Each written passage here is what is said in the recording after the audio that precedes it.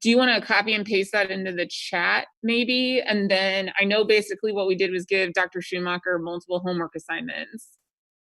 And I believe those are related to data that has been gathered on staff meetings.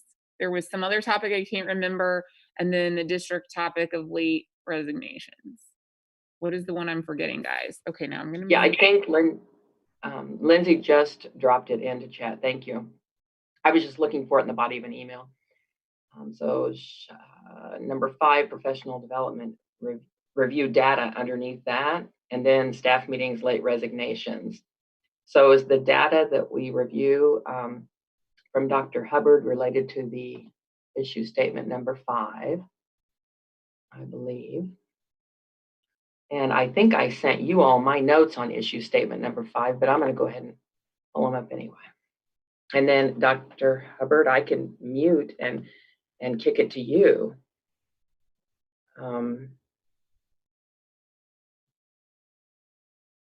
If that makes sense. Yes?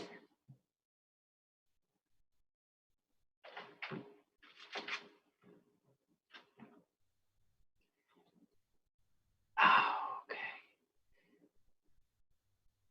Dr. Schumacher is going to be presenting. Okay, got you. Chat works for me.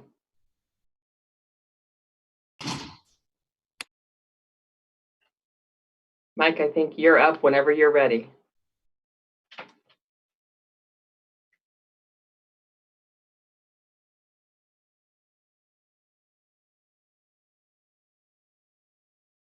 Sorry, guys. Okay, Stephanie, can you hear me? Okay. All right, so PD survey. Dr. Hubbard and her team looked into pulling the information that we would have from individual buildings, and it pretty much resonates what Dr. Morgan shared with us last time, that the data for the surveys that were given out, and they were given out across all of the buildings, were super specific to each of the buildings. And so there's really not any uniform data for the district that we would be able to pull, other than how many meetings there were, how much feedback we got from each of the meetings, who completed the surveys, information like that. So they're still pulling all of that together, Dr. Hubbard and her team. But I guess our question would be, with what we can get from those surveys, is that what we want? Or do we want to try to gather something else through what Dr. Hubbard mentioned last time, that Title II PD survey that goes out each year? We can get information from that. We're getting ready to send it out as well. Or is there any other data specifically that we're looking for? Because again, Dr. Morgan, correct me if I'm wrong, but I don't think what we're going to get from the buildings is absolutely what we're after. Yeah, I mean, so my building does have our leadership team, or the team that's presenting modifies the survey. We used the original survey on the first 3 or 4, and it just wasn't giving us information. But I do believe that every school was pulling together how many staff meetings they've had this year, how many total surveys.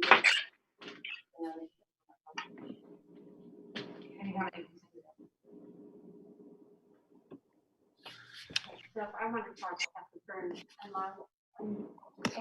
and turn my volume up. I think that's Lindsay speaking. I can't hear folks very well, but I'll tell you the district computer just came on, if that maybe fixed your sound problem.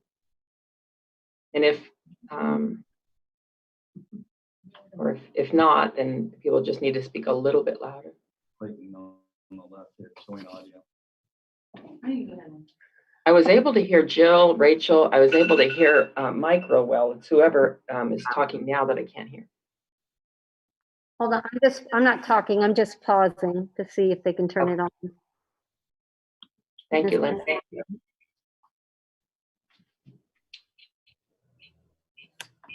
You have to choose a different speaker.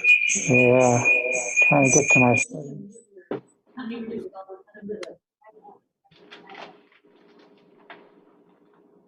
And if they're still troubleshooting, guys, we can continue to go on. Just whoever was speaking, just speak maybe a little closer to. If we all get our computers and have fun, we'll hear that one, right? Can they really hear us?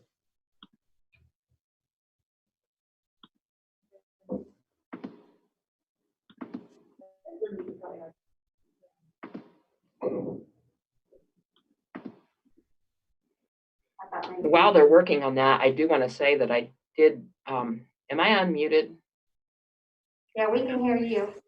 I did screen share. If folks want to, just remember, this was our problem statement as you think about Dr. Schumacher's question, is there other data we need? And just screen sharing you all's problem statement, guaranteeing that PD meets the needs of staff and students. There was a question whether or not we can guarantee, right, that we thought it might be a process. Your framing and your focusing there, number 2, was sort of things you talked about in terms of how it's working now, what's not working well. There were your interests. I won't read them all. Okay, but I know your interests were about, lining up with 5-year building plans, right? And then the last ideas were solutions, but it also had some other data you may want to look at. He was talking about the Title II survey, so I'll just leave that up there. Tell me if you need to scroll, and I can scroll it for you. You all were heading towards like, what's the systemic approach to PD versus a one-time fix, I think. Okay, so when we're talking, are we doing what we did before? Just start talking. And then just unmute yourself. You don't have to worry about your volume anymore. All of our volume is off.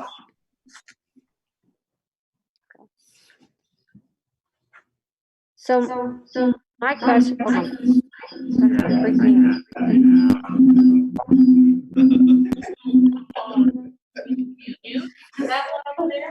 Welcome to full.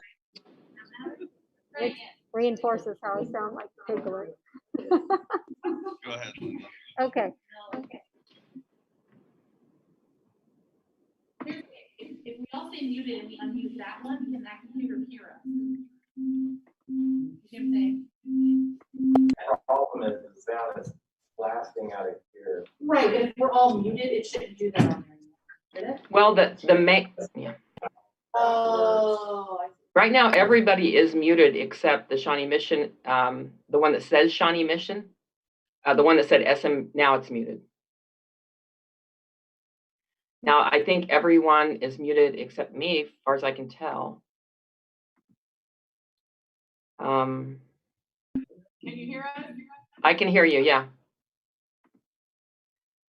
No, it's going to be where each time someone talks, you're going to have to say, hey, I'm going to unmute, guys. Everybody else stay muted. I think that's how you're going to have to do it. It's not going to be ideal, but until they can troubleshoot it, just to confirm on problem statement number 5 around PD days, it sounds like Dr. Schumacher's saying there's really no data that's not very building specific.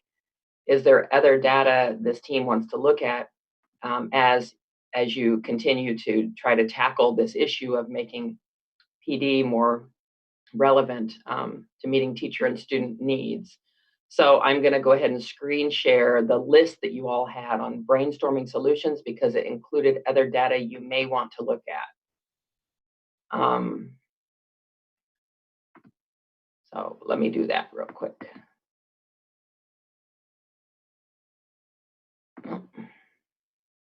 Here we go. Okay, so if that is helpful, I can scroll up to the problem, or I'm right now just under your brainstorming solutions.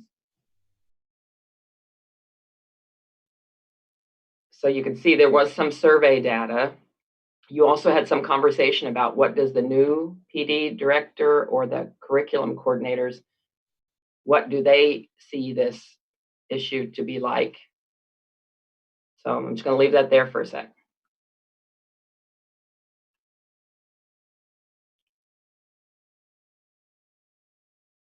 And then just tell the person, tell your colleagues in the room when you're going to unmute and talk so that they don't do it at the same time. And I think you'll be fine.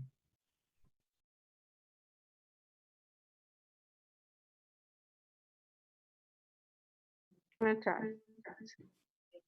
It's probably still too loud. If we all leave it,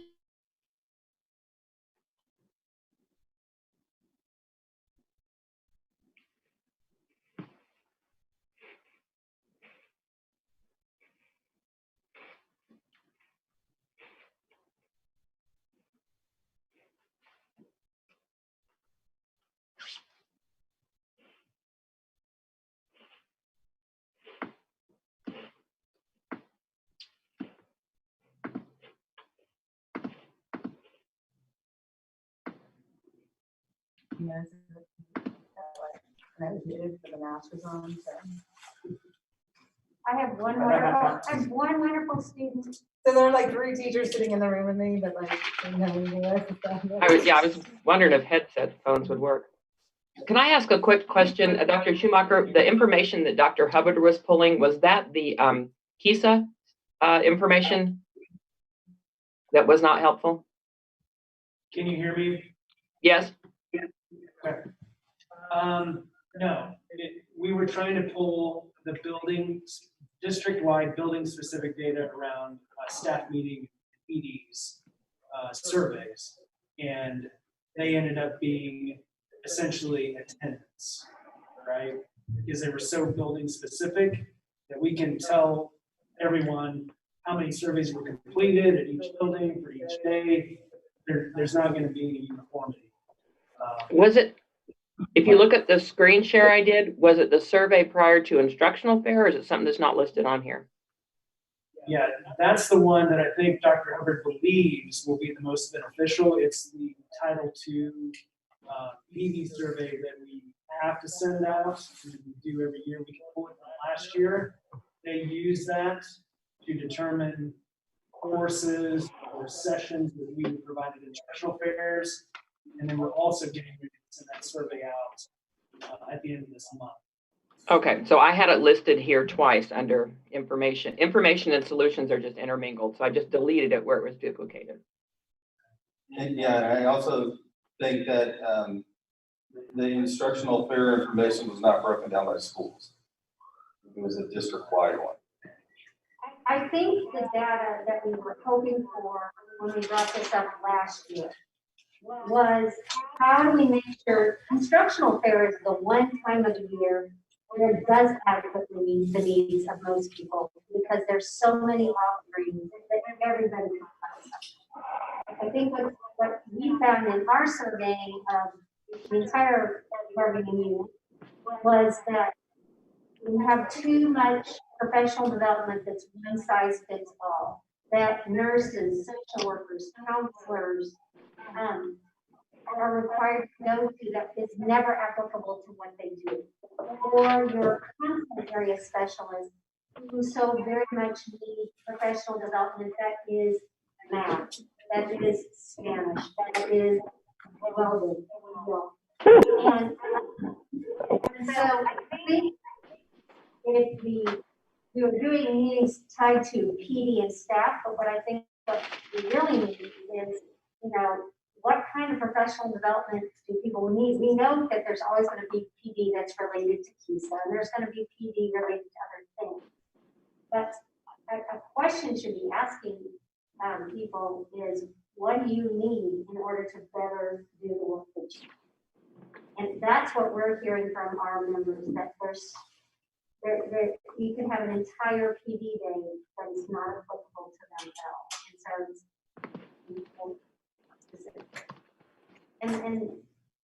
people will acknowledge, we understand that there's state assessments in certain areas. And I think this is especially true secondary, but John, you can speak to elementary as well.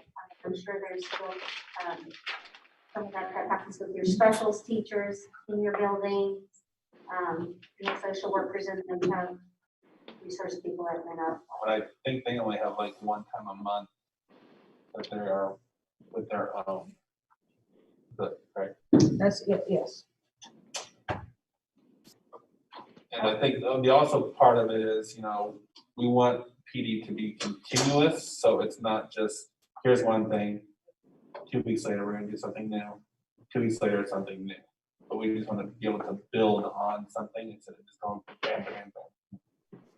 So I think what we've heard is we don't have the data to know really what people want besides what NEA did. And so maybe that's, you know, part of the solution of how are we, you know, working towards PD that meets the needs of staff and students, because we have a real specific survey that addresses that. And that can go to eventually building principals, but also the new director of professional development. And I think,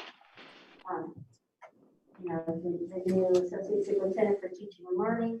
But we know there's a problem, how to, I don't know, we're in this room, can be the ones that can resolve that need, more than to say, this is a need. How do we get the ball rolling so it can be addressed this year? It's not going to be solved at the table. Right. I think it's a discussion item. So would a solution possibly be that the needs assessment that the district does, your data that you have that you're willing to share, and then everybody combine it, goes to the director of professional development, and then her plans and guidance and overall just start with that at that point and then move forward from there? I mean, otherwise we can continually talk about what everybody needs. We get that. I think everybody understands what we need, but I'm just saying, would that be a possibility as a solution that for this discussion point, get all the needs assessment to the director of professional development and then let it develop from there? And I was wondering, I mean, does this need to, I don't know if this is the right way to say it, but does this go to like how PD at the building level is getting planned? Like, is that something we should be like talking about? You know what I mean? Like, I don't know how other buildings are, I don't know what my building does it. So, you know, our leadership team kind of does like a needs assessment around our big areas and they create the PD from that. So, you know, I don't know if there's like, we need better systems for building level PD decisions or. But I agree, the results, if it's broken down by building level, then those can be used as a guide at the individual buildings as well, because what I need may not be, or what the teachers need at my school may not be what they need at your school. So here's a question too. So your BLT has developed, you know, figured out what the needs are of your building. Our question is, does everybody in that building need to be part of that professional development? If that needs might be focusing on math, improving math skills, how does that relate to your PE teacher? How does that relate to in a middle school building? How does that relate to No, well, I think choir teacher? I mean, we plan those on the days that we know our special teachers are out of the building. I mean, that's what, so we decide like if it's like a reading specific days, we'll be like, okay, well, let's do it when our special staff isn't here. You know? But then, is there something in the building that they might want to do within the building as well? You know, I could. no, I get what you're saying about don't want to waste people's time, basically. Yeah. So, for example, I think Canvas training that we had different levels. We had a beginner, we had middle, and then we had the experts. And we had some teachers that use Canvas at college levels class. Is that an example of something? I mean, when it comes to something like Canvas, it's broken up by level of ability. Well, and then I get the other general stuff, it's more content specific. I'm going to be perfectly honest. I don't think the Canvas training was training. I think it was tutorial and then hunt and peck and figure it out for yourself. So the feedback I would give for that would be, you know, needing some live sessions for people that actually, you know, okay, I've done this, but how can I use it further, whatever. But I don't want to get into the Canvas. Well, it's what we had. We had a very short period. I know, that was just an example of like the process. But I think because the survey we did last year did not bring us the information we really need, somebody, whether it be this team or somewhere else, needs to develop a building level survey in a way, you know, that we build in time, either at a staff meeting or, you know, more PD days this year, but that people take it and that they understand this is critical information we need at the building level to develop PD, at the district level for different offerings that we offer that people can come on their own to do, and even for instructional failures. We hear that, hey, there's, you know, our FACS teachers at the secondary level really want this, and you can develop some of that. You can go out and do that. I think at the district level, I would contend that the mechanism is in place with the needs assessment, but perhaps we're not asking all the right questions yet. So I wonder if we add some specific questions around specialists or other content specialists, that what are your needs aside from campus, technology, instructional strategies? What are some content specific things? And then we use that at the district level. We have time because Dr. Hubbard and her team are planning on April 1st is kind of the time in which we would send out that survey. So we could even brainstorm some sample questions to add in. We haven't done a meeting for it first, don't we? Well, so if this is the group that would like to try to make the survey richer in terms of getting more specific info at all levels, just remind yourself, the frame and focus was this. You all said, these were the problems. You need more topics that are relevant to me. So do you need to know, right, those topics? Do you need to know them from every single teacher, or do you need to compile them at grade level, right? They wanted an opportunity for vertical and horizontal collaboration, a clearer plan, content specific. There was a comment, tutorial does not meet specialized needs. The WebEx was no interaction. So what was coming forward was, more interaction with each other, more options for self-directed with variety. Folks said there used to be a model that was more supportive regarding meeting standards. And I think you all later said there's a desire under interest to link it to also everything there and a link to the strategic plan or the 5-year building plan. So maybe if you're thinking about asking questions, just remind yourself those were the things that you all thought were problematic. Do you need information to help solve those? That's one question. My other question when I go down here is, I think your district has hired someone or is going to hire someone that is supposed to, if it's a PD director, they're supposed to wake up every day and worry about what this team is worrying about or thinking about right now. Is there a role or some communication that needs to go on, or is that the Dr. Hubbard's current committee that's connecting with the PD director? Dr. Hubbard's former department, or I guess her existing department, or soon to be former department, Lead and Learn will supervise the PD director along with human resources, because there's some blend, there's some cross-pollination, so to speak. So it'll be both our departments working with Dr. Bonzer. So yeah, I don't disagree that much of her work will come out of some of these discussions, because no one wants to have misguided PD. It's not impacting instruction. Right. It just, go ahead. It just seems like a lot of this is good feedback. A lot of these notes here are good feedback for that person. But what about Dr. Schumacher's suggestion that you guys kind of dig into the questions you would probably suggest they add to a survey? Do folks want to do that? And do you see that as a step in solving this issue statement, or what are you thinking? I think that would be a good first step, because it's going to give the Dr. Gonzer the opportunity to have data when she immediately starts, because the bulk of our professional development district-wide comes in the fall. I mean, we have a couple of things in the spring, but you don't want to leave opportunity coming off a pandemic year to not be really zoned in on what people need. And more than any time, it might be very content specific needs that. Sorry, I always wear my secondary hat, but those are vertical conversations that desperately need to be held for classes that have continuity from middle to high school. I think we need to be careful in adding too many, new questions. Yeah. Right? People get saturated, but maybe. Do you want to screen share the current? Is there a current survey you want to screen share, and then could you guys lead? And then you want to lead folks through where it needs to maybe have some input, or what do you think? How do you want to do this process wise?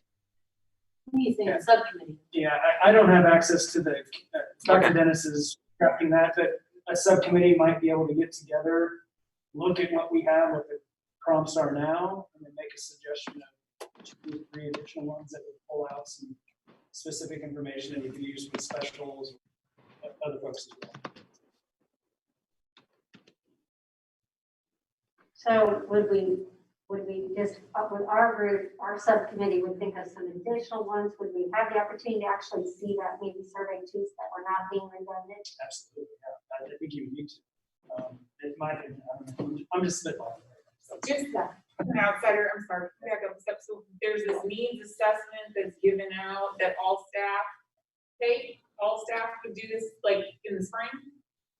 April. So Okay. I just spoke with Dr. Hubbard today. So full disclosure, there's another committee, Strategy 321, who's working on this mental health awareness. And so they have crafted about 10 questions that we want to get out to our staff as well. So we were going to tack that on to this needs assessment survey as well. And so it'll be kind of an all-encompassing, just, hey, how are things going? That's awesome. Yeah. So that's the idea. I would be glad to share it with whomever wants that before we go out. So I'm happy to be part of that subcommittee. I also think something that's really critical, because I've heard it come out that we have a hard time getting people to actually take surveys. What's our plan? You know, I would say the best way to get the best response would be a designated staff meeting time or department meeting time, and that's for that survey. Done at the secondary level, staff meeting time at the elementary. If you expect people to do that on their own, it kind of just goes to the bottom of the to-do list. That's just the nature of it. So. When's our next meeting? Is The it 25th. 25th? Is there, we want association members, of course. Dr. Gilhouse isn't here, so my volunteer. Yeah. I know. John, would you be on that as an elementary rep? I just was thought I can be on it. if John would be on, it's gonna be elementary. I don't think it's gonna be, I just kind of want to see what's, to remind myself what's on there. And I think we can craft 2 to 3 questions to bring back, and people can wordsmith them up. And people can get it, not a super time consuming.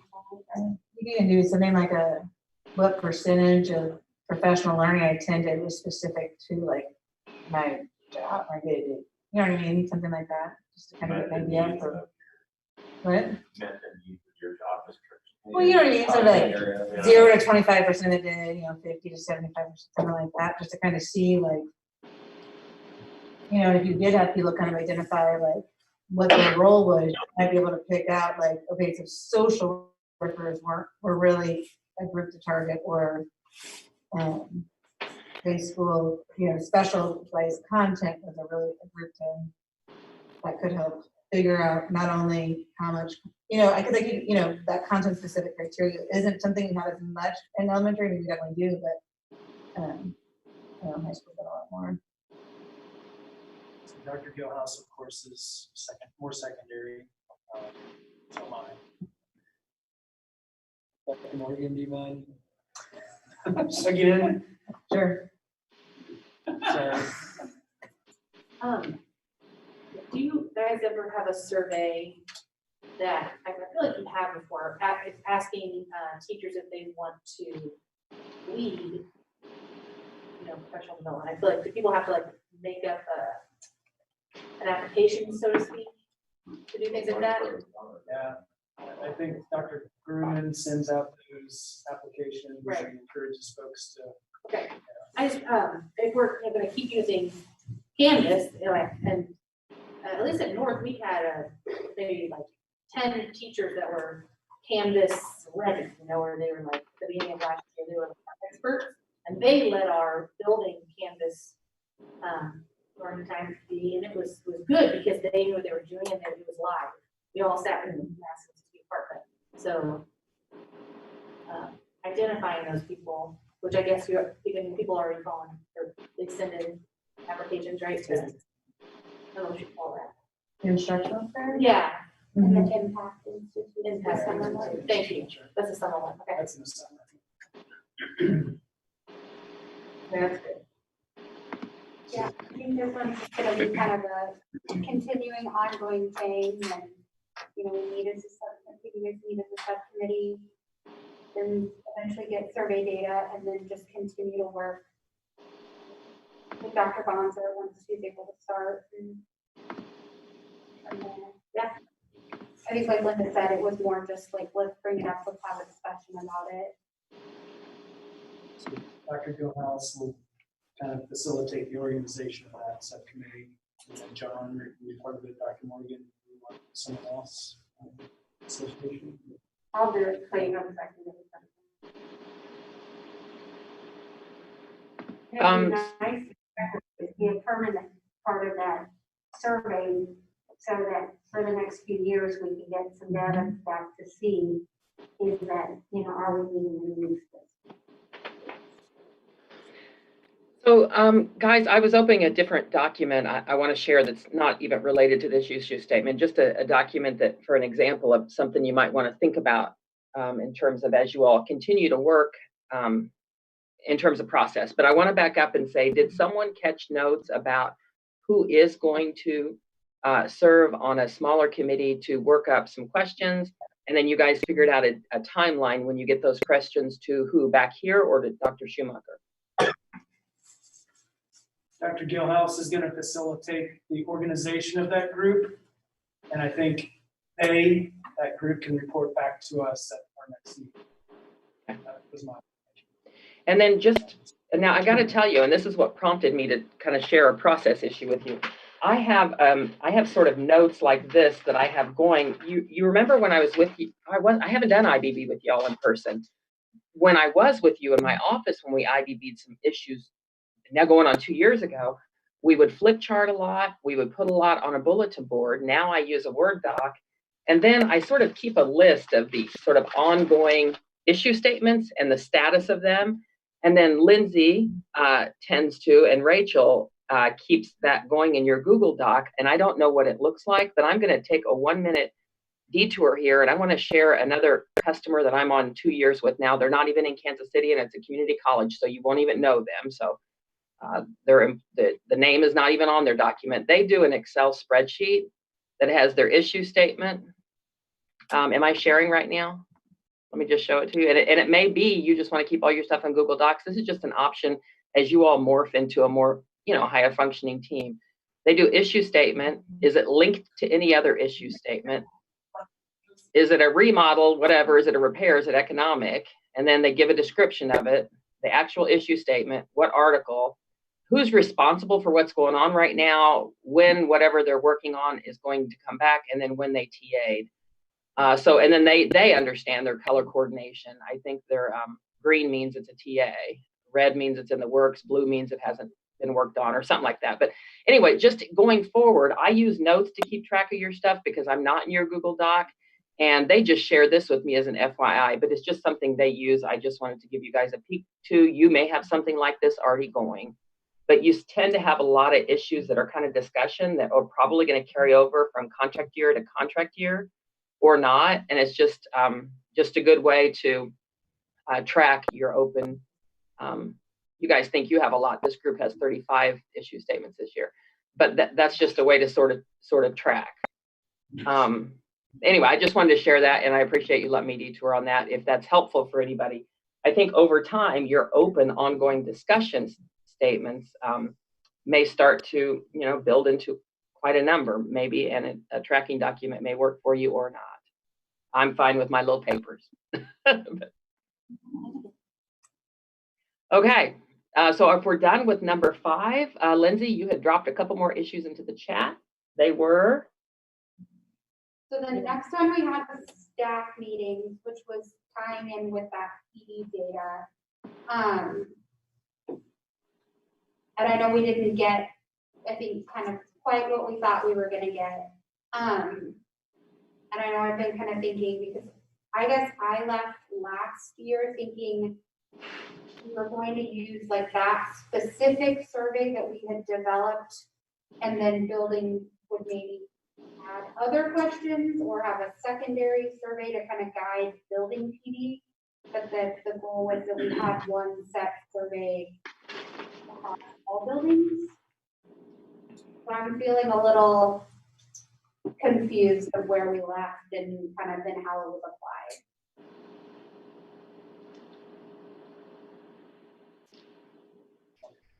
Yeah, I don't know anything I about think it's a valid, statement. I may have asked Dr. Sherman and Dr. Morgan how the application went from a building perspective.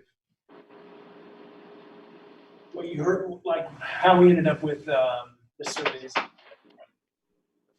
Well, my team started with the original survey and about like the middle of October, months kind of run together. So somewhere in October, early November, when our leadership team was looking at it, they decided it wasn't providing information that they wanted. And so that's when we had like 3 teams, 1 for each focus area across the building. And so whoever presents decided that they would change the questions for that time so that it was more, so they could use it in the planning process. So did people not understand that kind of the nature of that survey intended to be really how effective that time was?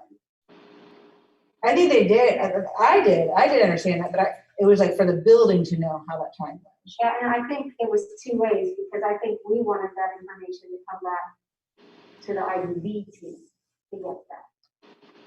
So I think I can understand how that survey kind of morphed to be other needs of the building for information versus information that we need to say, hey, this has been addressed, and move on. who wrote the original? I think we had thrown out some questions, and then Dr. Hansford team kind of finalized them, and then that was sent out. Okay, and they were to gather information about basically the effectiveness and what are you doing during this time? The original question was, this professional development provided me with research-based instructional strategies to assist students in meeting rigorous academic standards. And it was specifically for staff meetings that were PD. Okay. Okay. Was what we had done last year. It wasn't every PD, it was staff meetings that were. As opposed to like informational? Yeah, like if we were just having a staff meeting and, you know, there's a fire drill. That's the first half. That's that. Got it. So I think maybe like we had a vision, and then, you know, just as things get bigger and bigger, It telephones it out. changed, yeah, it telephones out. I think I agree. I think it morphed to meet the needs of a specific building, maybe.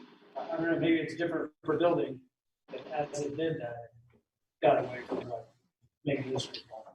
And it ties to what John brought up earlier, the idea of, is there an understanding of a master blueprint for these staff meetings? Or is it just, oh, this week we'll talk about this, and then in some buildings, the greater population didn't understand the purpose of it, or it was really great PD, and you wanted to dive deeper, but next week it was something else, completely different, not related. So that some people felt like there was a sense that there was no deep dive to anything. So you show up for 45 minutes, end of the day, do something, and you lose it if you don't use it. And so I think there was wanting some feedback on that as well. So, yeah.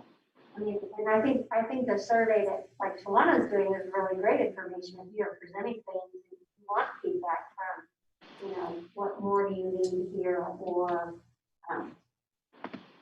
how can you envision you might apply this in your classroom? But it's not, it was in response to a lot of people felt. And really, it's it's a really an elementary issue. What do you all think? I don't know. I can't speak to middle school. Specifically to Tuesday meetings being used for PD, yes. No.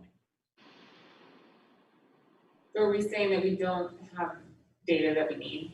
Correct. Is that what this is leaning? I think we still need to, I think we need to redraft it and reset and try it for next year. Well, that covers our NEASM number 3. Yeah. Exactly. Yep, that's sort of where we're heading. I'm opening the staff meeting notes that I'd sent to Rachel and Jill the last time you all talked about it. And believe it or not, it was, I think, maybe last July. I'm going to open those here and look and share. But I've got a question. You were cutting out a little bit on the question that was going to go to teachers. Was it, tell it to me again, Jay or John? Somebody read that question. What did it say? This professional development provided me with research-based instructional strategies to assist students in meeting rigorous academic standards. And what are the options? Strongly disagree, disagree, agree, and strongly agree. Do you get that every time you have a staff meeting? We have a document as a building where we have to go into it. Okay.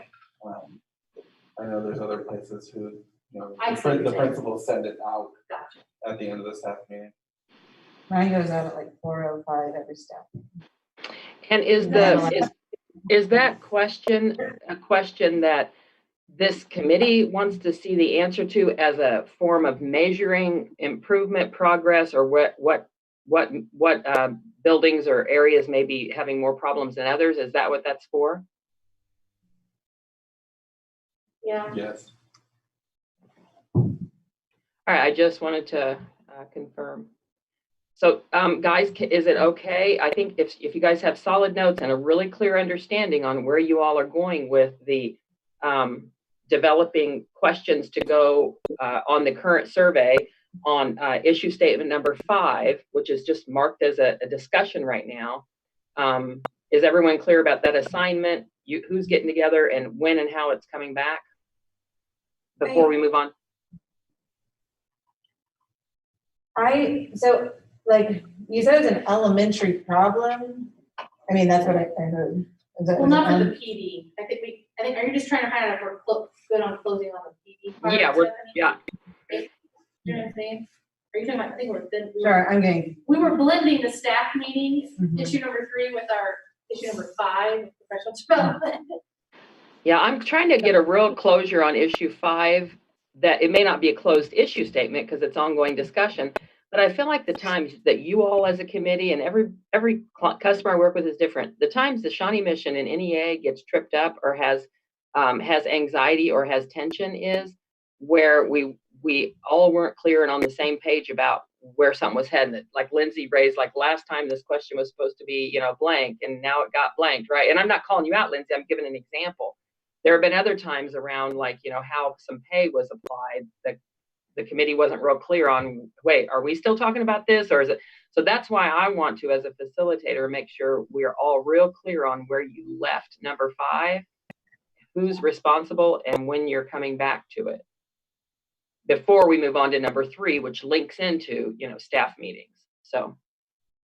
Yeah, so Dr. Gilhouse is going to facilitate a subcommittee to involve Mr. Dirks, Ms. Seek, and Dr. Morgan. They're going to look at the existing needs assessment survey and make suggestions for a few additional prompts and bring that back to this group at the next meeting. And then that will go into the Title II survey.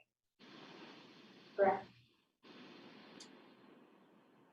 Yeah, I think it's the same thing. Isn't it the same thing? It's the same thing. Yeah. Yeah, Well, it's gonna go into what's already built, like what the Title II survey already has, it's just gonna go into that. Yeah. I think we want to have a discussion about, final survey. Yeah, we would have a discussion if we want to. We need to open to adding those things. But the idea is to roll in, relevant questions that this committee comes up through a subcommittee. That it'll come back through this committee before it gets rolled in. Is that what you're saying, Dr. Shoemaker? I believe so. Okay, so then that should be on our agenda item for next time around for sure. So you don't hold anything up. And again, my notes still have that, that NEA number 5 was just still ongoing discussion around professional development. Now I'm going to go ahead and morph into the second thing on the agenda, which is the NEA number 3, which was staff meetings. And this was an issue that was brought forward as an issue statement last contract time in IBB, and there was a lot of conversation on it. I'm going to screen share now our notes from that conversation, and I don't think it resulted in really a final TA. We said that the working on staff meetings is a work in progress. You guys made some decisions to do a couple little things that weren't really contract language or TA, and now you're just revisiting it again because it was an ongoing issue statement. So That's we it. actually have a TA that just talks about from last time, July 15th. Okay. It talks about having a feedback loop, which involves surveying professional employees and building leaders anonymously to determine the level of effectiveness and satisfaction with the use of staff meeting time. Okay. I think that's good to see if during the staff meeting who had professional development, if it was effective or Okay. And it did say the feedback data would be shared with the NEA building representative and the building leadership team. Okay. And Jill, was that a TA like a memorandum of understanding? Was it a TA as in this issue is settled, or was it what form was it in? CTA. Right, a tentative agreement means tentative till it gets voted on, and then your contract was voted on. So is it in your contract? No. There was no contract language. Okay. It was just us signing saying we're agreeing that this is our plan. Right. Okay. Gotcha. So yeah, I'm just so I say there's no TA. I guess I meant like it wasn't contractual language, but it was your plan. It was your commitment. Everybody agreed and signed.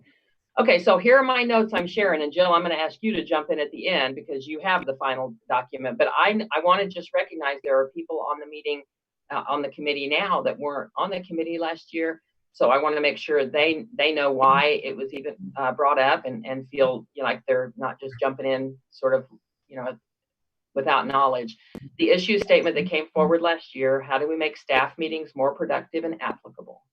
Again, just a nice broad issue statement, and doesn't embed any solutions. It's just, hey, people don't feel like they're productive or applicable all the time.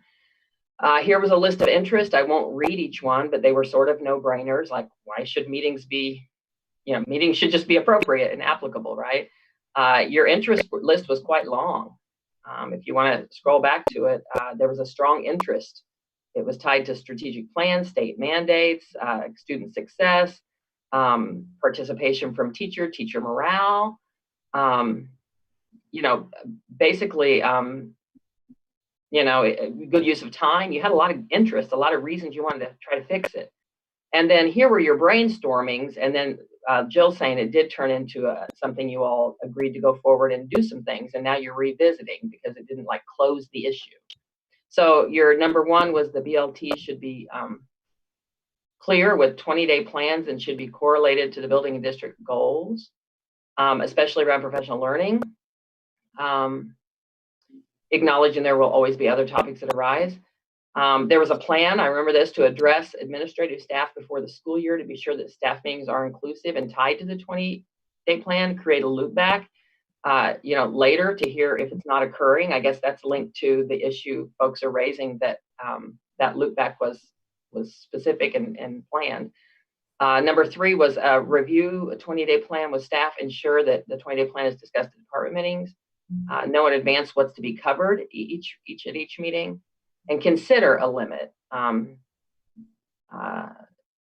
if there's not a pressing topic, the meetings just don't go on or are not added. So those are your brainstorm notes. And now, Jill, are they any different than what you guys agreed to? No, I don't think so. I found the staff meeting proposal for the, what do you call it? The administrators operation. Thank you. Yeah. And because I think Michelle had kind of, Dr. Hubbard had kind of put some things in there. And yeah, it was mentioned, sitting on an agenda to all the staff. It has a link to the feedback form that John was quoting. And it's got it in there. So is there a way we could start using that one? I do like that you changed. I was gonna say, my only concern with that is that, and I can't speak to everybody, so I'm only speaking from my leadership team. We did that survey and it didn't serve any purpose for the building, and so that's why they changed it. Could have more than But you know what I mean? So like, so to tell my teachers, hey, this is really important, like, no, this one's for something that we didn't find, so we have to, you know what I mean? Like that compliance But I piece of have it. one question, right? Yeah, it was just one question. There's one question that maybe is more that goes to the building reps in your building. Yeah. And maybe, probably in your building, people are feeling that it's fun, you know what I mean? And so, but it's okay to always have that question, and then maybe you want to add additionally to it. Just that question's result, I mean, we did kind of agree that we were gonna do that. And so I think we like do it, and it's in the administrative handbook, so I don't care if people adapt it and add on to it, but that information helps us say, hey, look, we got information from every single building, and overwhelmingly, people were very positive about the PD, so that's no longer an issue. Or if there are some issues, then we have an avenue, we bring it back to, the associate superintendent for teaching and learning, and that gets addressed because it's in the handbook, and Dr. Howard said that becomes then an issue that management deals with, and not in a punitive way, just informative. So our reason for having the number 3 on the agenda tonight is it was meant to be like, okay, what's our check-in on the feedback loop? And so are we now saying the fact that we need to kind of, I don't want to say enforce, but we need to do a little more education and assure that the feedback loop is happening, that the training that the administrative staff received at the beginning of the school year is brought forward again in case they've not really grasped it. Are you all thinking that you just need to make sure the plan you made last contract year is in play right now so you can review and see how staff meetings are going? Is that what folks are saying? Jill, can you share that with us just a quick, that way when we do get to this next committee, and then I have it. Aren't they separate though? Yeah, I mean, this is about staff meetings and the effectiveness of PD, whereas the subcommittee is just a question about PD needs or different. Creative questions. Yeah. But were you asking her to share the administrative instructions that went in the handbook? Yeah, that would. That's in our. If we're talking about that same one question survey, that's one right back to, in my It's opinion, that's not the what difference. Jill's. Those are two different surveys. Yeah. You see, now you're caught in my confusion. It's confusing. And see, that's why you thought I was crazy when I did this detour. And I said, hey, this group does like, it would be like, NEA number 5 is tied to NEA number 3. Here's the status of it. Because I think that you all, when I said you had a TA on staff meeting, or you didn't have a TA on staff meetings last year, you all said, no, we did have that agreement. Everybody signed it. When I say, sometimes I think of TA, the issue's closed and now it's fixed but you're tending to, as a committee, work in collaborative ways, that you're having statements that are brought forward that are sort of work in progress, right? You're continuing to discuss, you're looking, you're planning. So tracking that and keeping track of that is tough. And I think it's particularly tough for the folks that are coming onto the committee new. So I'm assuming good intentions all around. It's just committee changes, probably not good understanding on where we ended. So I'll try to do a better job at making sure that we clarify when something's done versus it's a work in progress and who's doing what on it. So where do you want to go from here on this, guys? To just tighten up and say, like, add as many other questions as you need and change those questions, but just, question number 1 needs to stay solid, and then if you have, whatever afterwards, just so that we can have consistent, because I think also if we're getting back the data and if we're not having problems, then that's great. Yeah. So, I mean, is the goal to be able to provide data to NEA or to be able, because it's not, To this team. okay. And to be useful to the building leadership team and the principal to help them design PD, right? Because I don't know that was, I mean, because it was about creating a feedback loop, which was done maybe at the building site, but you guys wanted a feedback loop to the IBB. Right. Oh, yeah. So That is such a minor difference, but it's major, really. Yeah. From my seat, I don't disagree with anything that's said. I mean, we agreed to the question. I think we need to do the question, and I don't think anyone was ill-intentioned. I just think it just changed. Before we put a pin in this and check it off, although I'd love to check things off, I would wonder if Dr. Gilhouse, next meeting, or whomever, would be able to provide any additional insight as to through the application how it worked. But I don't disagree. We agree to the question. Well, I hate to think that we're checking it off because I think we have to circle around. We have people in new positions at the district level that aren't even aware of something we did a year plus ago. And also, I have to tell you that I'm with my organization that we're asking this for our VRs. I'm going to ask that my VRs be in their monthly meetings with their principals, asking for that because that information really is most important to stay within the building. It's not trying to get a gotcha or trying to get us trying to solve this very local issue. And what I'm hoping is in a lot of buildings that will say, hey, yeah, we're on point, we're doing right. And then if you have 1 week where it's, you have really good feedback, and then 1 week it's not, that's a big question. Is that, was it the topic? Was it because it was the end of the quarter and people were just fried? So, sometimes that is key. I kind of need to take the survey. So, but that's information that should go back to your BLT. And then the VRs, what I want from the VRs is the VRs can let us know, hey, we're not hearing this. This is really resolving the issue. We need to get discussions and whatever. So, because I think, like Dr. Morgan, what you guys are doing, like that's super valuable. And just as we live and learn of, we're going to come up with a plan and then it gets shared out broader. Like Jake said, it does just kind of telephone out of like information trickling down. And so, how do we mesh the information we need for this team and the information buildings need to make TV great? Yeah.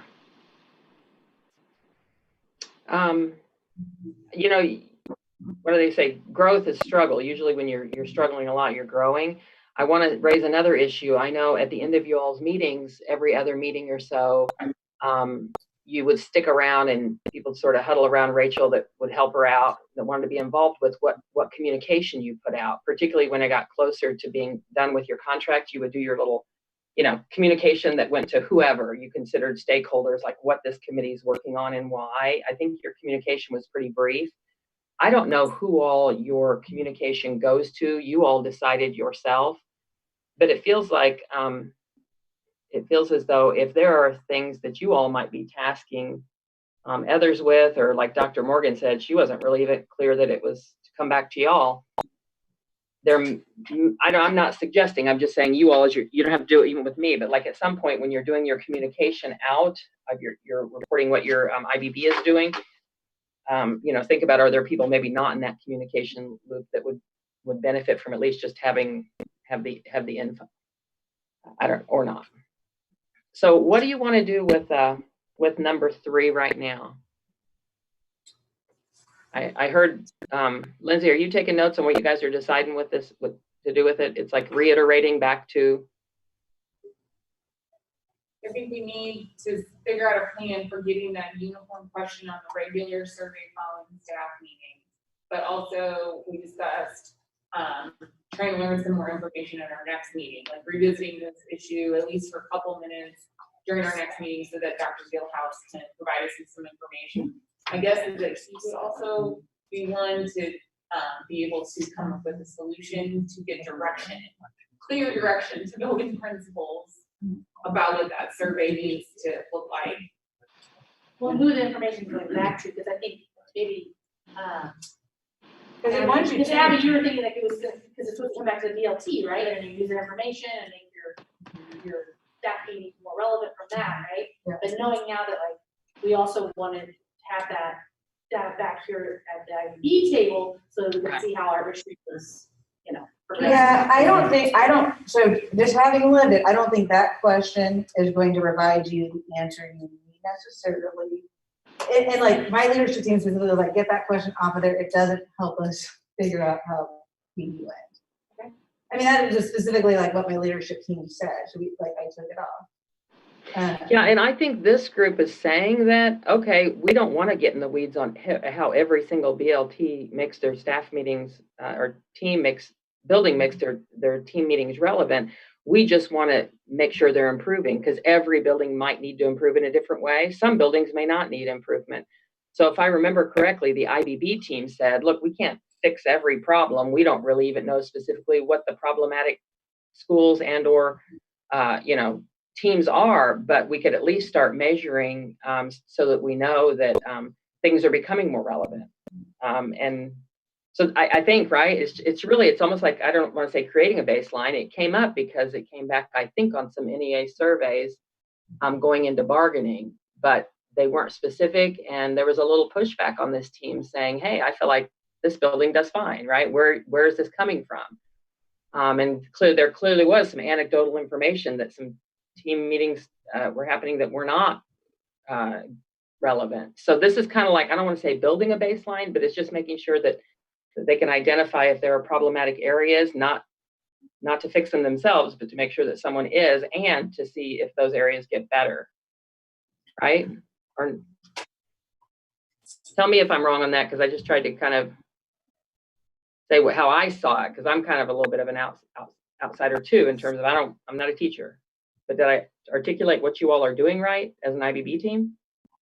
I think building a baseline is a good way to describe kind of what our goal was with that information, not to necessarily identify what each individual building said they needed, but just with whatever you're working on, is it going well, basically? It's an awareness piece, right? Yeah, when we discussed it last year, it was we need to know if it's getting better or not, because I think Dr. Hubbard was going to put things in play in the administrative manual, give guidance to administrators, and so is progress data that this team needed. And I think that just got lost in the shuffle. And I think administrators understood what they were doing with staff meetings and the feedback loop, but then now we don't have that progress data. That got lost. So what if I work with Dr. Gilhouse, because he's going to ask him to kind of give us a synopsis of how it landed this year. And then the other thing is how are we going to ensure that it does get implemented? What we need next year. So what if we bring back some ideas? One of mine, and maybe Jay and Lindsay and John can chime in. I think we can do more with my learning plan, the surveys within my learning plan, so that even PDC can see this data. Dr. Gonza can work with the PDC and how. So I mean, I think there's some ways in which we can do that too. And I think too, this issue is different from the first one, because it has to do with that staff meeting time, not being professional development. And so we want to know how effective that time is, how applicable. And to me, I would say 9 times out of 10, staff meetings in my building are PD.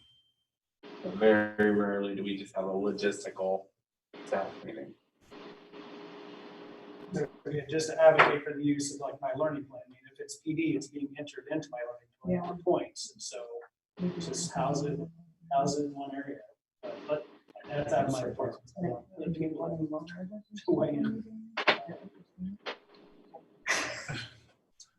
Okay.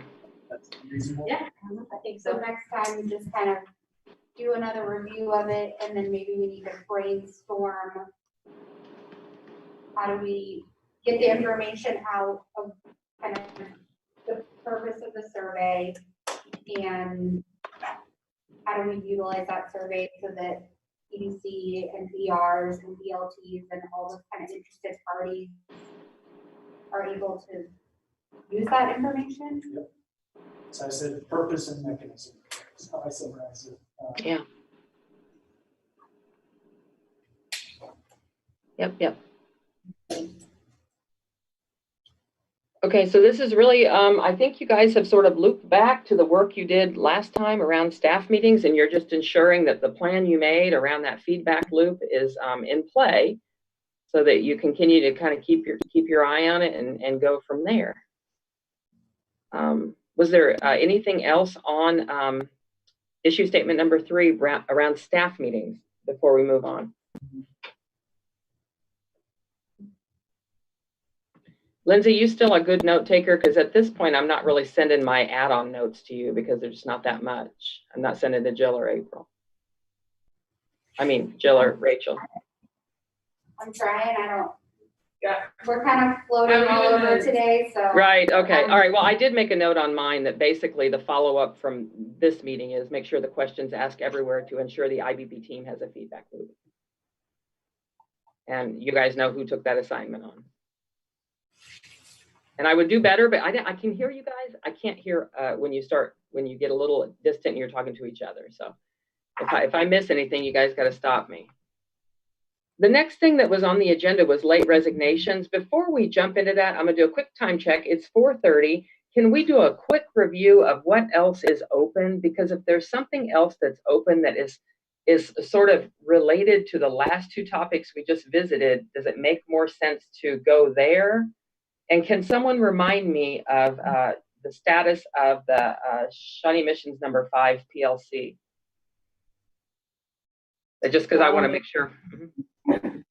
I would say, I didn't think we had anything else open, but we did talk about trying to do the PLC time on Thursday mornings last time. That one I guess is technically open. You were gonna have another. Yeah, we can, I mean, besides me, we can give a report. Yeah, we could just, because I think we're gonna meet again, so I don't know that we have anything. Sure. So the strategic planning committee met to discuss the pros and cons, I think, again, of like the options of how to get a late start for elementary and middle. So if you guys met, you guys can let us know. There's an update, yeah. Okay. So I just want to make sure there wasn't anything that we were leaving aside on PLC time, that whatever was in motion there is someone's got their eye on it and it's moving. I think so. I was gonna let them. So Stephanie, I'll start to share and then please everyone else help.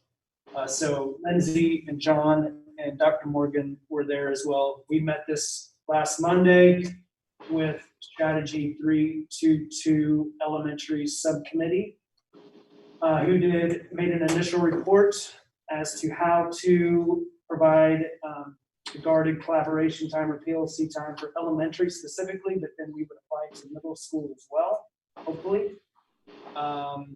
They had two options. Option one, late start, the kids coming on time. Option two, late start with kids arriving late. The conversation was positive, it was productive. On Monday, I think we got a better feel of their true wishes or their true feelings, which were from just a building or staffing standpoint, the best thing was to have kids come late. The supervision issue they felt was pretty large, given the varied staffing hurdles at different buildings. We talked about a solution, which would, I don't think I want to get into the weeds on it, but we talked about a solution. I don't want to freak people out. I understand. Yeah. There are lots of ciphering and. Yeah, so we talked about a solution that on paper might work, but what the group needs to do is there's a subcommittee working on a sample schedule for elementary, another one working on a sample schedule for middle. We're going to come back together. But the other piece is we need to critically look through the lens of a parent and how this will impact our families. And then truly vet through option one. And that would be with kids showing up on time and having no additional stresses on a family. Could we do that? And what would be a mechanism to do that? Are there what other districts, I know KCK does an early release, what do other districts in Johnson County do? For elementary and middle? Valley used to do Blue a Valley used to. Tuesday thing, but it wasn't in every week. They quit doing it. So is the status, You guys have questions you should ask. I'm just going to put the status on my notes that it sounds like the committee's looking most seriously at late starts. A subcommittee is working up mock schedules. And then you all, I'm going to just flag it as that's as of today, but whatever questions you all have or conversation you need to have here, go ahead. Guys, did I miss anything? And it just sounds like you probably need to cap more of the subcommittee. Yeah, I think it was super productive and we walked through a lot of it and just tried to get down what exactly it would look like. I think that was a lot of the questions we were having here. And so I think that's kind of a work in progress.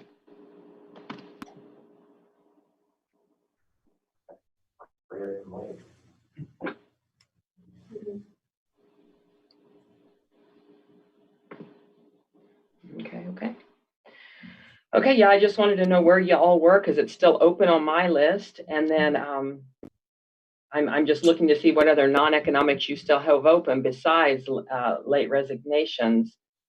Because I know you guys have that to jump into. I'm just seeing, is there what else is left to jump into? NEA number 2, work-life balance.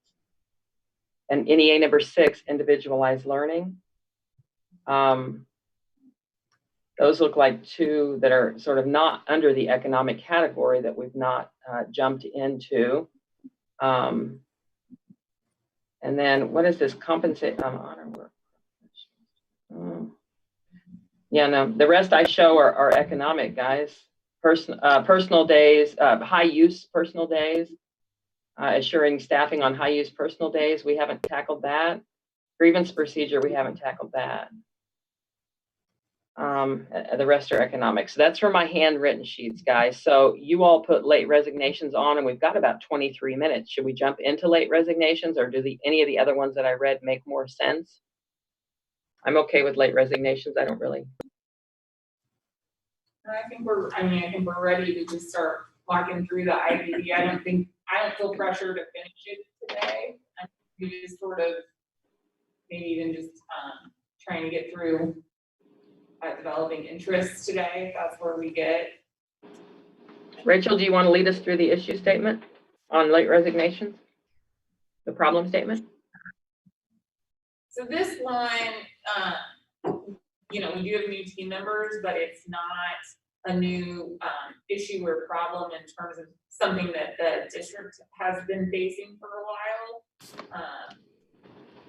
And I know it's something that has come up in negotiations before, so I think we just want to kind of, vet it through IBB and see if there's a possible solution to it. I'm pulling up our issue statement here. I don't remember the way we phrased it. Okay, you could read or share whatever you want to do. Okay. And Dr. Schumacher, please feel free to jump in because this is not a problem that lands on the general counsel's lap very often, but the issue that we would like to address is basically just the problem of when we have a professional employee resign during the school year and we are unable to fill that position with a suitable replacement, and then that has a negative impact on students and of course their families. So that's a broad statement, and I think we all agree that when a teacher leaves mid-year, that can have a detrimental impact on students. So that's the problem that we're trying to face. And then as everybody in this room knows, right now, the solution that our PNA provides is liquidated damages. So that if a professional employee has a need to resign mid-year, they can do so without penalty by paying liquidated damages of $1,000. And I think our view is that does not do anything for the detrimental impact on students. So that doesn't serve the needs of students at all, and certainly is not anything that's helpful to the district either when we're trying to effect a suitable replacement. So that's sort of our presentation of the issue. I'm going to go ahead and screen share, guys, as if I were there and we'd have the flip chart. The problem or the issue statement that Rachel read, I had handwritten. Hey, you guys fixed it up last time. You made it a question that was, how do we ensure highly qualified teachers in the classrooms throughout the year? And the frame and focus is it unexpected resignations, early resignations? What do you call them, Rachel? And is there any need to share any data on it? In other words, I mean, just so in terms of focusing a little more for folks. It's called early, right? I mean, that's, I think, how we've always referred to it. Or late, sorry, it's a late resignation. Right. Or it's way early or it's late. It's one of the two, but no, it is the late resignation. That's the language used in the DNA. Technically, it's resigning after the statutory. May. Does everyone know that date? Am I the only one that doesn't? What is the date on it? It's not a specific date. It's the third Friday after the second Friday. The district lets employees know if they are returning the second Friday in May. Okay. Third Friday in May, and then teachers have 2 weeks, the third Friday. Okay. So, I don't know if this is the perfect time. And local, That's good. and local LEAs can establish criteria, right, to penalize or whatever, someone for breaking the contract after that date. Yeah. And right now it's a penalty of $1,000. Yes.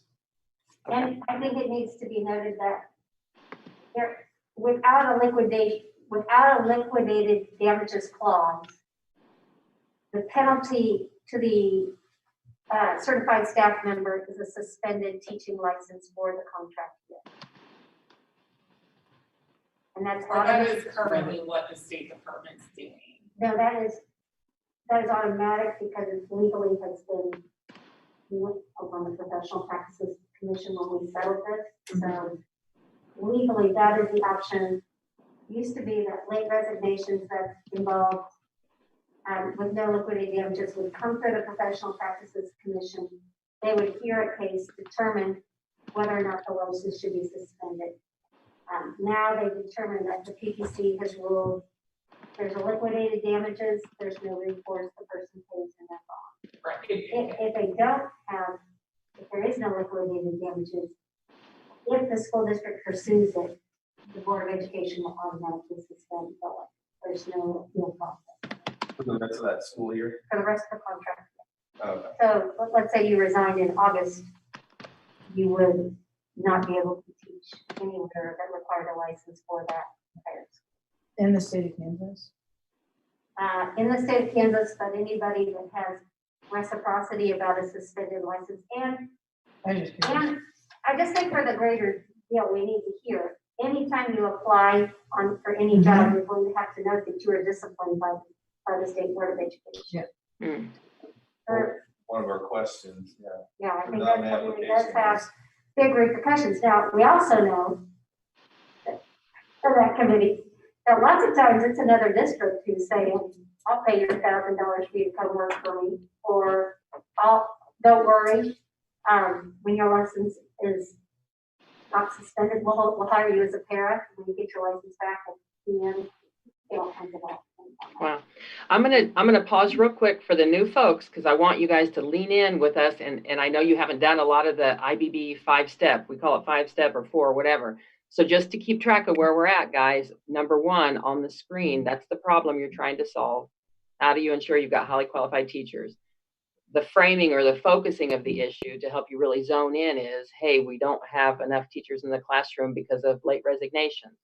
Now people are just framing and focusing, just like giving as much information as you know about the problem. Okay, and after we have as much information as we know about the problem, then we're going to say, okay, is it still a problem? What's your interest in fixing it? Why do you need to fix it? And then we'll brainstorm solutions and see if some of those solutions end up having some traction and you guys come up with an answer to this problem. So I just wanted to pause and for the new folks tell you that's how we're sort of working through the convo. Sometimes you guys jump all over and that's okay. If it becomes problematic, I'll pull you back where we're at. But right now, just any information or insight you can share on the problem is what we're doing. So anybody and everyone can share. I have a question. My question is, do you know, like, I don't know if it's an average year or this year, or do we have positions right now where teachers resigned and either there's no one to fill it, I don't know what you do there, or there's a long-term sub? Do you know about how many? I guess this year could be different. This because- year's a weird. Yeah, there's a ton this year. Okay. So I threw some information into our shared folder. Okay. And I would ask you to, I asked our team to pull it together. I haven't sifted through it for 100% accuracy, so please don't written in stone. Okay. But you can see that in 17-18, we had 31 late resignations, 18-19, 24, 19-20, 23, and then this year, of course, there's a lot, 55. And we, as a department, have in the past considered a couple different ways that where we would send to the Board of Education a recommendation to waive the penalty. A spouse moving more than 100 miles or something like that, verification of that from the employee, some sort of critical medical condition or mutual benefit. And so you'll see that even before this year, there's been times where we've actually waived penalties, quite a bit actually. Do you want to give those numbers? It's in the folder. Yeah. Okay. Is that just a typo? I know you said like, yeah. Okay, I'm doing math. I'm okay. Yeah. Never mind. The math could be off. No, I think it's fine. I have another- I think it's seek math, that's all. I have another question. Where is If it a at? I'm sorry. teacher, oh, sorry, it's in our. It's the very last document in the shared. I had a refresh. If a teacher was a classroom teacher and then mid-year they became an instructional coach, would that count as a? And guys, when you look at the waivers for extenuating circumstances, does it cut your numbers in half in terms of, or is it not that many? Pretty much. Yeah, say, Aside from this year. And the ones that you don't waive for extenuating circumstance, Dr. Shoemaker, do they give a reason for the resignation that you track? We ask on the resignation form, and it's up to them whether or not they disclose. But I would tell you anecdotally, it's typically going to another district, like in June, July, August, something like that. The ones that we don't waive. And of course, this year's been different. And did you say 55? I thought you said this year 55, but COVID is an odd year. Yeah. Yes. How many teachers are in the district? 2,000. You had quite a reduction from 2018 to 2020. Really, from 2018 to 19, you've gone, heading in a better direction, but then COVID.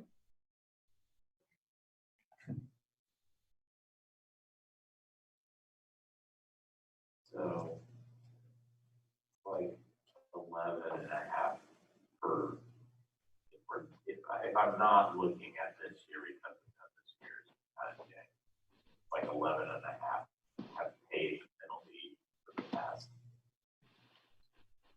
up to 20 cents.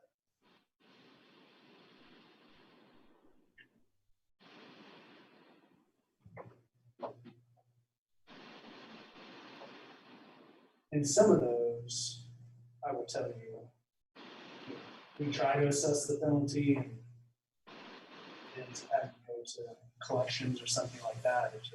And we'll work out payment plans. And It's more trouble in it. and that's just the managerial side. That's fine. It's the impact on the building, on the classroom. It's the real concerns. And again, take this year aside. Those are legitimate health concerns or whatever else. But yeah.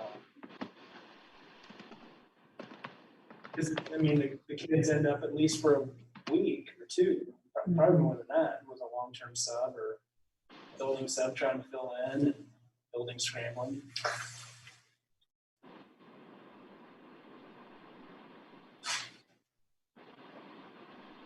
I also don't know how you quantify necessarily, somebody that doesn't want to be there, what the negative impact on the classroom is. I don't know. Yeah. I would just say that, I mean, to me, like, that's a commitment as a professional that you take, that we all take when we sign our contracts. Yeah, I mean, I've been in other districts where there's suitable replacement, right? And so, well, we do it right now. So I'll be interviewing someone in July, right, to fill a position at Shawnee Mission East, and they're under contract at X school, and I'll offer them a contract, and they can't get out. Like, I can't get them. They pay release.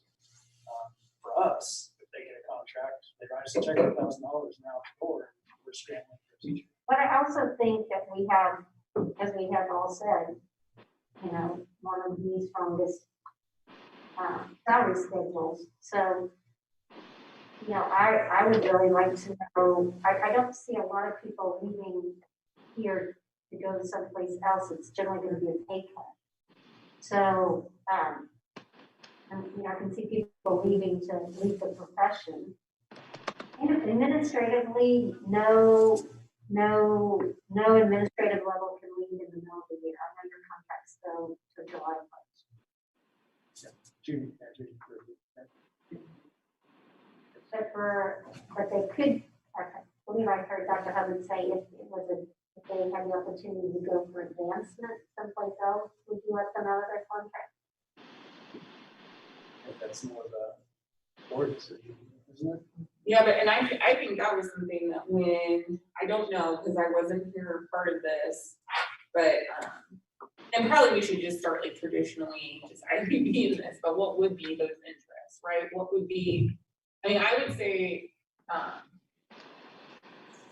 that we would have an interest that if we go the suitable replacement amount and grad, if the team would go that way, and if there are exceptions built in, which would make sense, that we have exceptions that, you know, honor our role and our commitment that we make in our contracts, but that are also reasonable, but also that don't eat up the whole rule. I mean, again, we're not serving our students if there's 50 ways that you can get a piece of paper that says that I can get out of my contract. So I think that that's what this team needs to talk about is if we would go to suitable replacement, what would those things be? Like, hey, I have an opportunity for an administrative position in this district. Is that something we want to discuss? An opportunity for advancement in the education profession. Are we skipping ahead to solutions? Or Yeah. Well, I mean, so I want to, I usually, once you guys sometimes bounce around, I'll capture it in notes and y'all go out there and ideas may build on ideas, but then if someone backs up to framing, focusing, or interest, I'll just jump around with you. If it becomes problematic, I'll pull you back.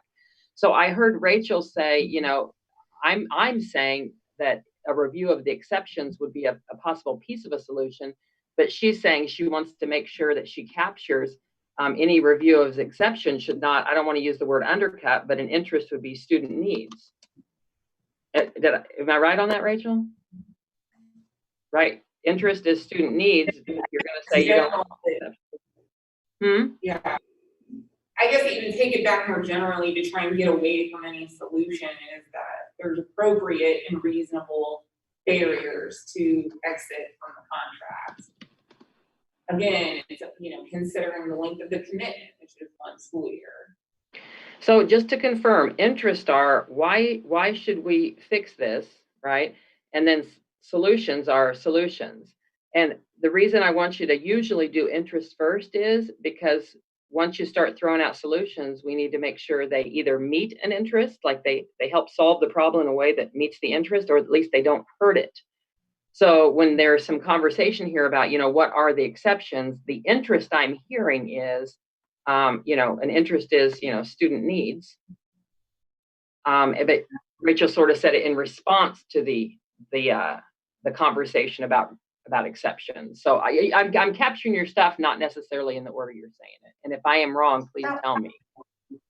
I think in the interest, and I don't know if I'm framing this right, but if more than half of the people's penalty is waived, but that still is totally based on whether the board sees it that way or not. I think that there's an interest in having the language that we have because things happen in life, and there's very few jobs that are not, you know, $6, $7, $8 million salary kind of places where people are locked in with, when sometimes, I mean, as someone who deals in the position I do, people leave because it becomes an untenable position for them to get up and go and do every day. And it's not a lot of people, but it is some. And then to the point where, so I don't know, we don't have a lot of, we know how many people we've waived and how many people paid, but we don't have a lot of data on, you know, who's walking away mid-year and where on a scatter plot is this happening the most? Is it June? Is it Goes down to, so you're saying that, I've heard you say it a couple different ways, Linda, that they're likely not making a better salary when they leave, but maybe, but not, they're not just going right and left to make more money in other districts. So they're maybe in an untenable situation that's causing them to leave. And if half are under the extenuating circumstances, the half that are left, I put here, why are people leaving? Feels to me like some stuff may be within people's control, maybe not. And I know when you get to brainstorming solutions, you may start to go more penalty focused as prevention. You may start to head towards solving the why are people leaving as a solution. I don't know that yet, but I'm just capturing what I think you're saying, Linda, is that right? That that we don't, until we clearly know why people are leaving, are we really gonna solve the problem that we think we're solving? Or are we just creating a bigger problem that wasn't there before? Not that I'm opposed to anything you're saying about it. So, and someone was saying if we reviewed exceptions, I don't know if someone even made it as a, hey, this is an idea. I just heard people say, what are the exceptions? I'm assuming you would not be looking to make them more lenient or less lenient, just look at them. I don't know. I'm just putting here a note that, you know, you could review the exceptions, particularly because half of these are waived. so if we go back to the interest, I think, speaking for myself, I would have an interest in ensuring the best educator possible, uninterrupted, for all of our students. Because, finish the sentence on why. To ensure the best student outcomes we can. Yeah. And I mean, I think to Linda's point, schools are unique beasts, right? I mean, contracts for school employees they're interesting, but they're there for a reason, right? And so on one side, and this sort of comes to what I put on the issue statement about the benefit of the bargain that you get from the contract, right? So, of course, in all contracts, there are benefits that a party receives and obligations that they have, and that's on both sides. And the obligation that the school district has in issuing a contract is a permanent, lifelong, forever contract. And what they ask for on the other side is a one-year commitment, because otherwise we have this really odd scenario where people were jumping all around. I think I want this job, oh no, I got an offer here, and it would be untenable to staff school districts. And so I think, you know, again, our interest is making sure that we get a fair benefit for the bargain in a contract that's offered.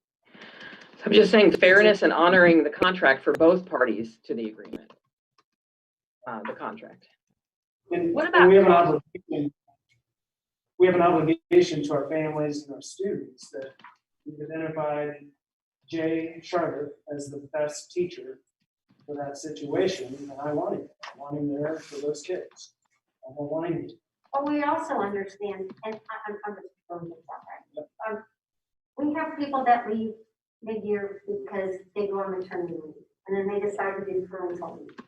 We have people who have health issues that leave. We have people that have life circumstances where they have to take care of their. So that's not going to solve that problem, completely solve that problem. We're always going to have, in every year, vacancies occur because life happens. So I just wanted to throw that out there. But, you know, that problem will never go. I totally agree that, you know, we want what's best for our kids, and having a teacher in the classroom that's consistent is best for our kids. But if someone is absolutely miserable in their position, but they're showing up every day, but is that really what's best for kids? Or is it better for them to walk away and find somebody else that can do that job? Because what damage do we do if we come to work every day and we hate our job? Our kids know that. I want to capture what Linda said. She said, respect that there will be unexpected situations that are unpreventable. I think maybe you gave a situation about a maternity or health situation. Lindsay, you're just sort of, I don't know if this is an interest or it's a frame and focus, that is it always good to have someone that wants to leave, right? So in other words, is finally, you know, penalizing and forcing them to stay may not always be the best thing you're saying. So that might come to, you know, if you knew more about why they were leaving, you'd be better able to address those. But can you tell me, Lindsay, do you think you're stating an interest, or are you helping to frame and focus? Yes. Oh, I mean, I think I agree, right? Because I think, you know, we obviously need good qualified teachers in classroom. But it's not best for anybody if you're just totally miserable and keep coming in every day. I also feel like throwing out, like, I wonder with the district's movement to 5, you know, yeah, especially, you know, from the high school level. Because most of the people I know that have left, it's not money. It was going to this, I'm taking this job because I'm only teaching 5. And so I don't know, you know, as we progress through that, I wonder how much that will help. But, like, those are the people who are late resigning? Mm-hmm. I'm sorry, you cut out the late for what? I know these teachers that, you know, they took a pay cut, but their workload was dramatically less. I was just looking at like the number of elementary to secondary, and I don't know if there's like a significant difference. And the number of late resignations by. Yeah, I mean, I agree, like, I hear what you're saying about the workload. I don't know if that would, like, if those people, I don't know if that's gonna be captured in late resignation necessarily. Just looking at the elementary and secondary, because that would make me think there would be more secondary potentially. And then back down. Are there more elementary guys? I don't think that there's not really more. But elementary could also be special, you know, like, I know special teachers at the elementary level, their workload is very high. I mean, everybody's workload. I was gonna say, I don't know anyone whose workload I would say differently. Right, but I think that, like, when we hear the biggest things about workload, we hear secondary, the 6 to 5, and we hear elementary specials. I mean, Again, I think I would just go back to the statement that when you sign a contract for 1 year, you know what you're signing up for and you're committing to. And what we're looking for is that short-term 1-year commitment, where on the other side, the district is giving a lifelong commitment. And yeah, I would also add that I think what we're looking for, because I think the point is valid, that you don't serve. I absolutely think the point is valid. You don't serve people well when you're forcing someone to stay in a position who, for whatever reason, we can speculate on anything. But I think that the district's focus is that we need to find.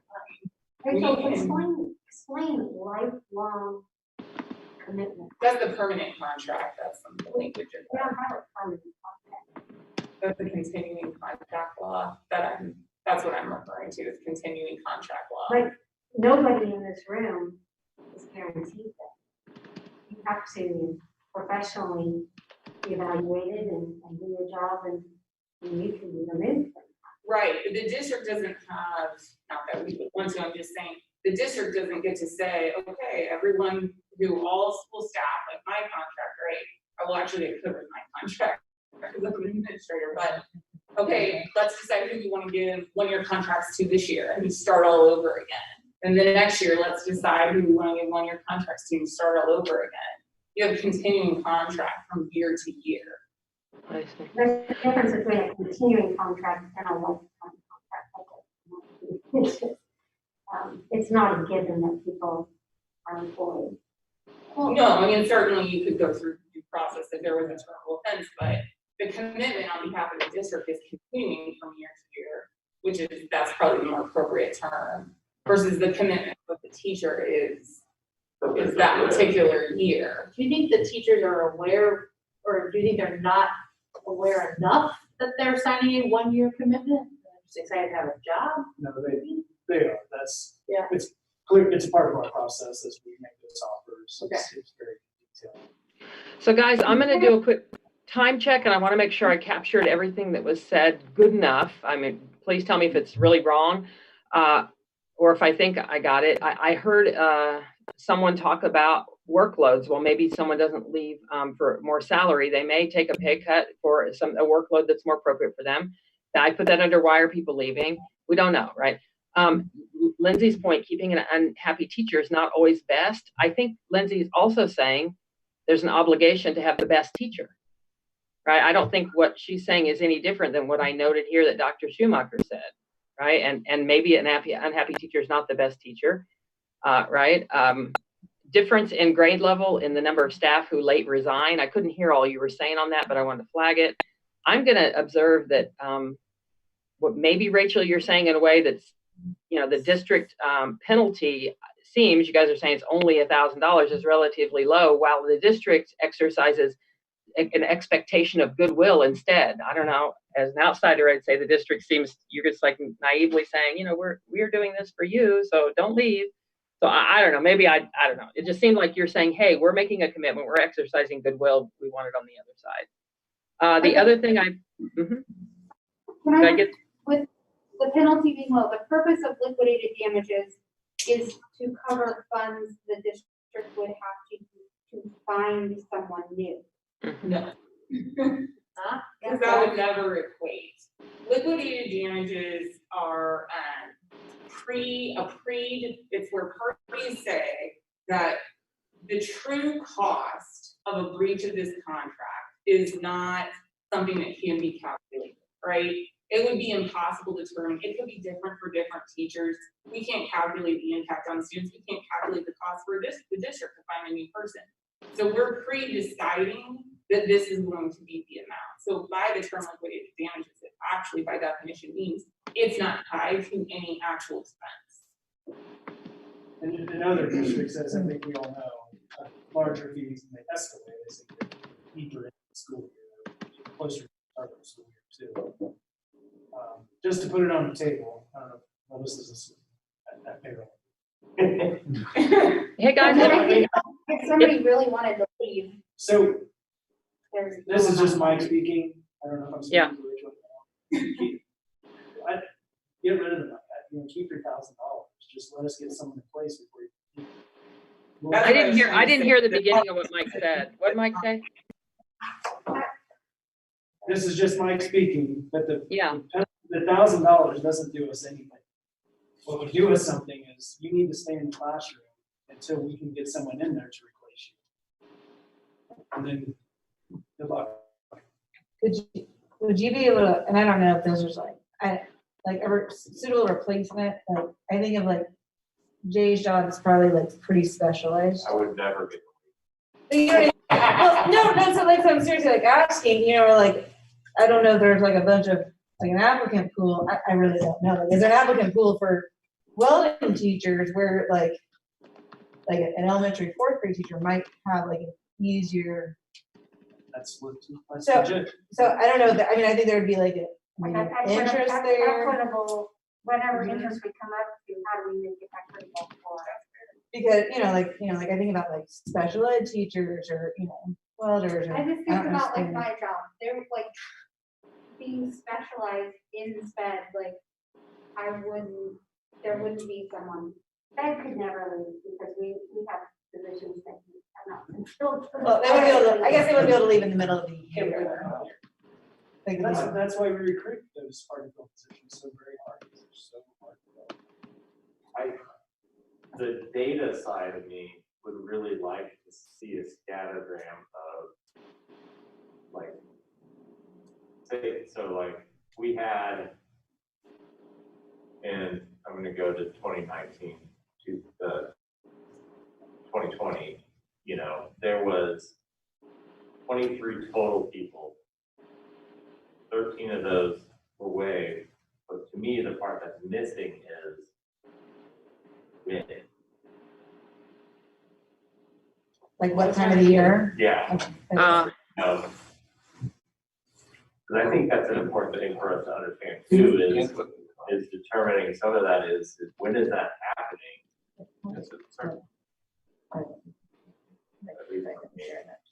Guys, we say that we start and end on time. It is 5:11. I feel as though you guys have got a lot of juice flowing on this in terms of framing, focusing. And by the way, having a little bit of sort of challenging conversation is okay. It's a good thing. I don't know that we've captured all your interest here. If you were a smaller district, one of the interests would be the cost of substitute teachers, but it doesn't sound as though there's a huge financial interest. It's really about the best teacher committed for the year.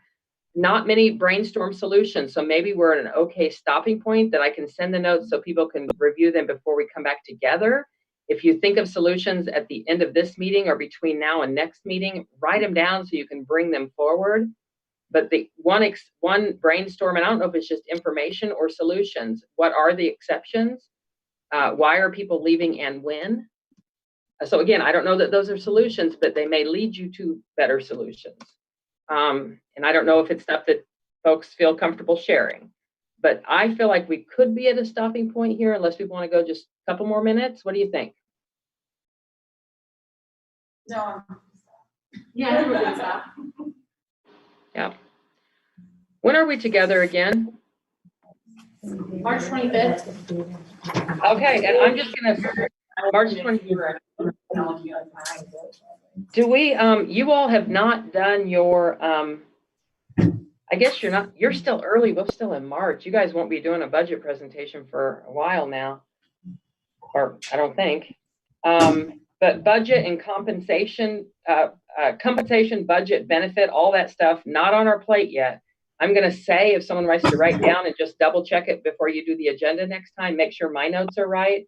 Here's what I show that's non-economic that still has to be IBB. You guys have to figure out the order that you want to add it. But I show that NEA number 2, work-life balance. I show that NEA number 6, a discussion around individualized learning. NEA 7 was around the, I'm not going to say it right, ESSER money. It wasn't really a proposal, but we said sometime in April, there will be a report that goes to the board. So I just didn't mark it off my list. And that was about, how does that committee that's spending that money support kids and learning loss, okay? Now, on the district side, the only non-economics I show that you haven't IBB'd yet is district issue number 1, the grievance procedure. Issue 2, resignations we're doing right now. And PLC, you're in the process of, that was a district number 5. But the last one, Shawnee Mission District number 3 was, how to have, the high use personal days. Do you consider that economic or no? No. Okay, so then that's one more on the district side that's non-economic. So I read out quite a bit if somebody took notes on that. So think about when you start building your agenda for the next couple sessions, what order, what's most important. If we don't get to 1 or 2 of those, which might they be? I don't know. I hate to put off grievance again because that's one that carried over from your last bargaining. Grievance procedure. So I'm just kind of rambling from my notes to make sure I know what I'm doing, but you all figure the agenda out before next time. Should I send these notes to anybody? Have we talked about with the grievance at some point? Because we want Kevin Square to be here, that some of that was going to be subcommittee, or was that get started and then move the subcommittee? How do you envision that? So I think what we talked about, and I'm, we could still totally restructure this, but I think what we talked about is that we would IBB it to gather interests and really fully develop those. And then if we agreed as a team wanted to send it to a subcommittee to look at the P&A language and possible revisions to it, that then, Kevin could attend, whatever this team decided the makeup of that group should be. But I think it'd be helpful to get interest here so that the subcommittee knows what they have to meet in a solution. Okay, Jill and Rachel, should I send you these partially developed notes if anybody wants to just have them when you're kind of thinking solutions on this before next time? Just send them out. I always have whatever you send. Okay. Anything else, guys? Okay. I'll see ya. Can I make a suggestion just for, can we build in like a 5-minute break, like at our next meeting for like a rest? I was gonna go, it looks weird, like I was gonna go out, but yeah, I think that way nobody makes a discussion. I put that on. Squirming over here. You're safe. I've been like tapping my joints for like 45 minutes. Happy birthday next time. So I Okay. just what we talked about, I put next time, follow up on PD, follow up on staff meetings, and then I guess I just assumed we would pick back up on the resignation. That's what I put too. I would make a motion that everybody their head on that. That would take most of the issues out. Now, folks, if you all are together, I can drop off and it's okay, right? Yeah, it's fine. Okay, all right, I will see you guys later. I'll look for the agenda and I'll get the Ring Central out for next time.